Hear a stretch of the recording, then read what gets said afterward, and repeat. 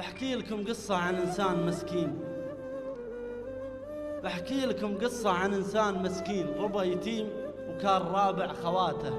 أبوه مات ولا ترك لأمهم شين، ما غير رحمة ربهم في وساطه. عاشوا على شغل أمهم بالفساتين. يا حسين ود الثوب، يا حسين هاته بأول حياته جرب الشين، والشين هو في زين يجربه في حياته.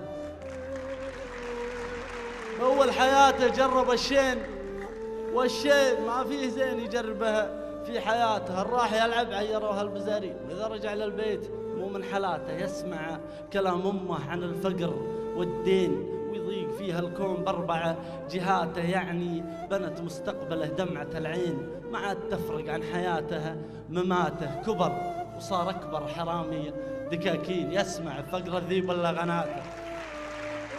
كبر وصار أكبر حرامي دكاكين، يسمع فقر الذيب ولا غناته. لين كفشوه وصار له 4 سنين، يدعي رب البيت باخر صلاته: يا رب تشملني بعفو المساجين وتفرج عن اللي يرتجلنا خواته.